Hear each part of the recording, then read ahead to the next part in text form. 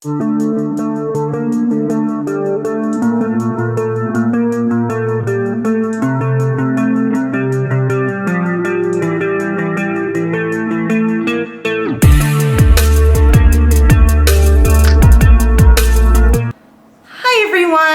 Dragon here, and welcome back to my channel. Today we're going to be experimenting with some alcohol inks and some coasters. It's one of my favorite things to do, and this is going to be a really fun experiment. Just to let you know, this video and over the next couple of videos, I am going to be experimenting with sound a little bit more. I am wearing my respirator while I'm working, and so I really don't want to do any dubbing. I really want to be able to give you that live reaction as I'm creating. So I'm going to be experimenting with different microphones, different cameras, things like that. So just bear with me as we're going through this experimentation, and even drop a comment and let me know what you think of each and every video and the sound quality. So thank you again for joining me, and I hope you enjoy the video. Okay, welcome back. So now I have my coasters laid out, and we are going to go ahead and pour some of our resin into our geode coaster molds. And again, pouring slowly and evenly to make sure that you get less bubbles. These are pretty thick. You don't have to fill them all the way. You can fill them for as thick as you want your molds, or as thick as you want your resin. So I'm just going to make sure that I have enough to do both.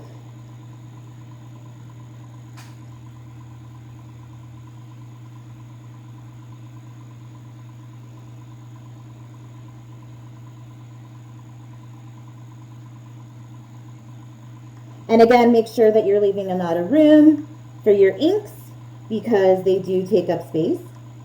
So leave room for the ink.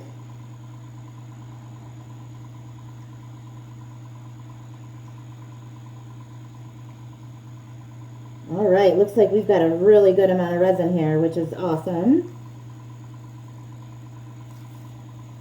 I do not like to waste resin, so I am going to scrape this puppy until I get everything that I possibly can out of it.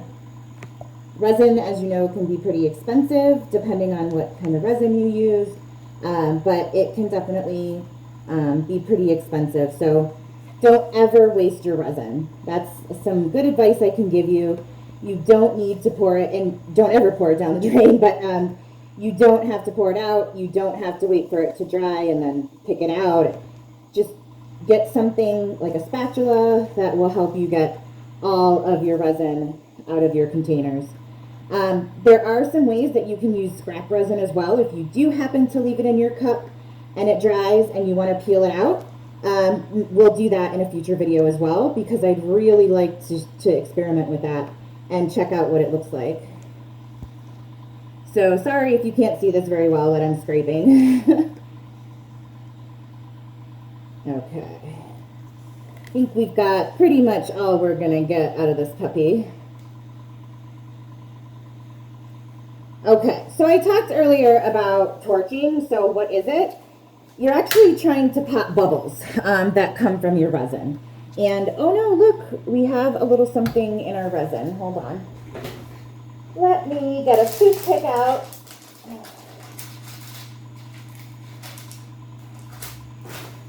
So we can fish this out. It looks like it was some scrapped resin that was left in here. There we go. See that? That was in there. Okay. Like I was saying, if you want to pop bubbles, you use heat, right? And one way to do it is to use a torch. So this is a butane torch, and you just want to do it ever so lightly. You don't want to overdo it, because again, if you heat it up too much, it will fuse the resin to your mold. I don't have too many bubbles, so that's good. But we're just going to go ahead and pop some of those bubbles that are there. Okay, it's looking pretty good to me. Again, don't ever do that after you've laid your alcohol inks. So this time we're going to be using lemon yellow, orange, red, and emerald green. And we're going to go ahead and use the normal sinking white because this isn't a very deep mold. We're going to go ahead and just use the normal sinker. So let me get these all opened up.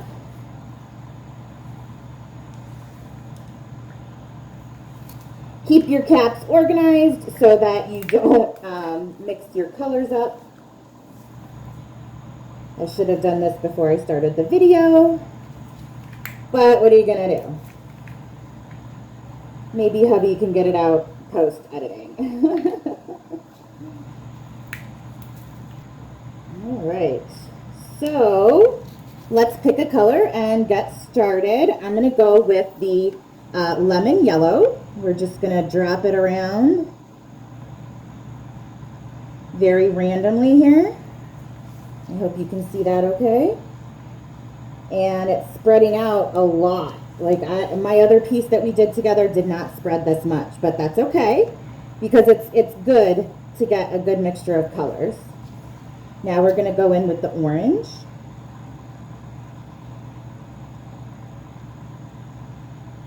Fill in some of that space there.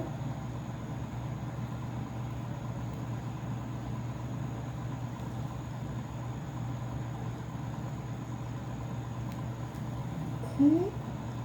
And now some red. These things tend to leak a little bit, so try to absorb as much of it as you can off the lid before you start spraying, because if you do, it's just going to go everywhere. You're going to get big globbies. All right, red. It's kind of looking similar to that orange, isn't it? Whoop! Got some splash. Okay.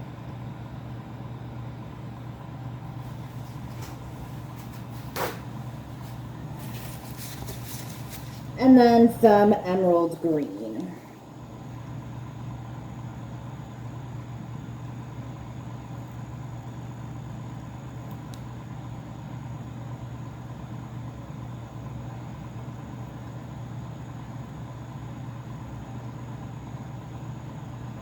Okay, now we're going to go in with our white, and I'm trying to do this left-handed, so it's a little weird, but I'm going to try to do this part right-handed and see if we can get a little bit better. Okay.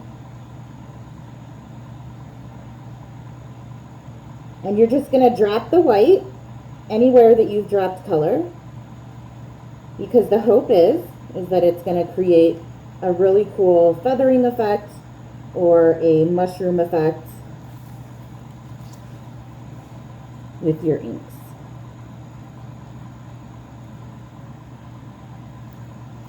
Okay. Oh, it's kind of starting to look like fruit, isn't it? Sort of like a, I don't know, like a watermelon or something, but it's looking pretty cute. I'm going to go ahead and do another layer of inks and then another layer of white.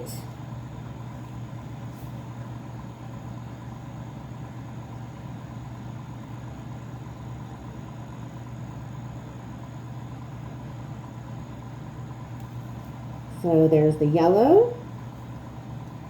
Here is some orange.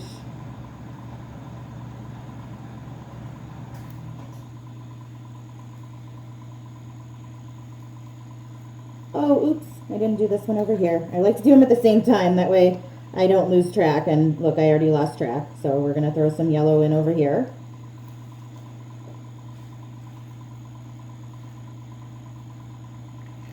And throw some orange in over here.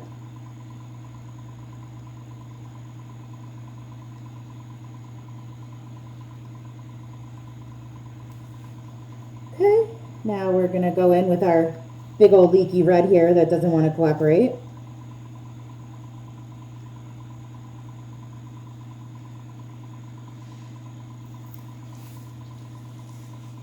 Oh, see how it just did that? It just like spurted all over my mat. That's why we have mats, ladies and gentlemen. So that we don't get our work table all dirty with ink and resin, right? See, look at that. It just leaked.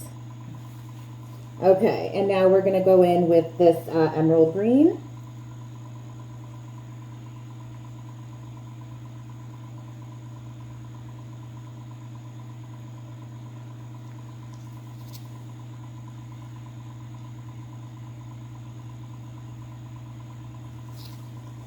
Nice.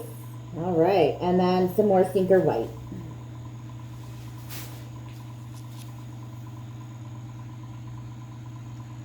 Woo! It's coming out fast and furious, isn't it? This white. I'm gonna be out of white before I know it.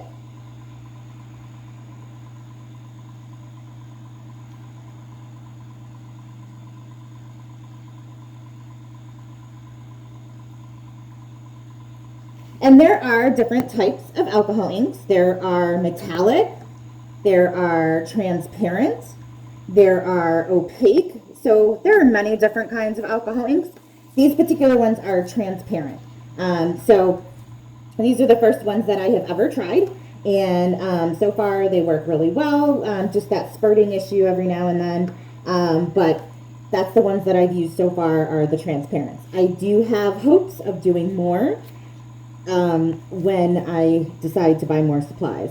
But as it sits, it's so cool to watch the reaction of the inks.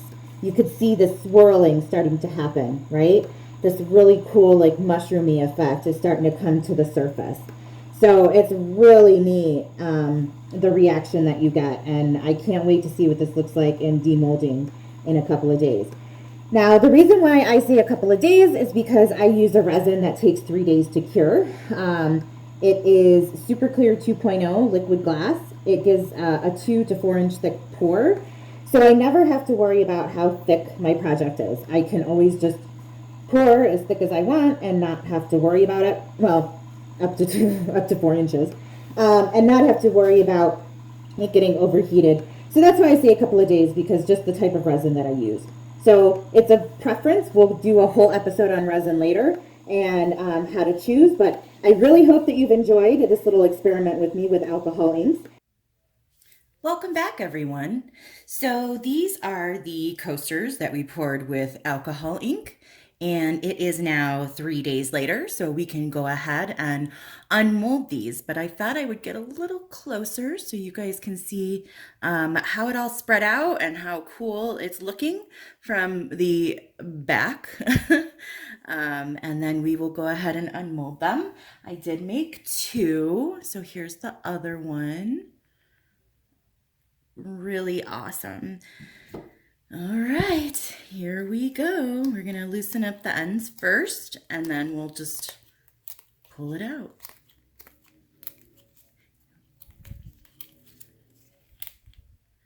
Oh, I'm so excited. Here we go. Wow, look at that feathering. That looks so nice. Um, you could see that there are some speckles, and that's where I was telling you guys that sometimes when the white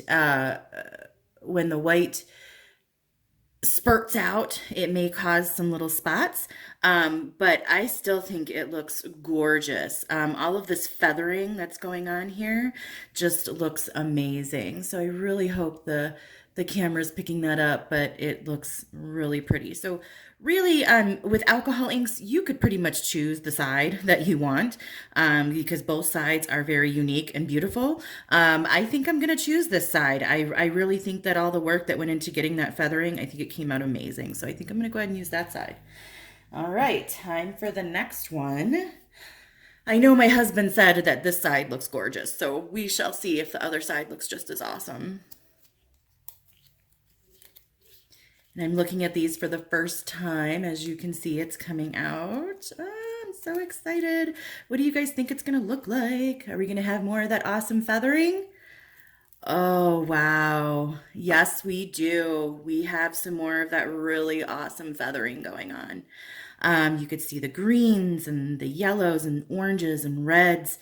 That came out beautifully. A couple of speckles here and there, but nothing too bad. I'm trying to get it so there's not so much glare, but and then here's that side again. So again, I really think I like this side better. It almost kind of looks like leaves in certain points to me, but I don't know. Tell me what you guys think. And then the edges that are clear, I really dig that. I don't know why. I thought I would hate it, because the alcohol ink, as it dries, it actually pulls inward, or as it reacts, I should say, and as the resin cures and it reacts. It kind of pulls inward, but I love these clear edges. I think it kind of adds a little something. So there we go. Let me know what you guys think down in the comments. I think they came out pretty awesome, but I would love to hear what you guys think. Thanks so much. Thank you so much for joining me on this alcohol ink experience. If you really like this video, please consider dropping a like and subscribe, and even a comment or two. I'm really excited to hear what you guys have to say. So thank you so much, and until next time, why don't you pour one for me?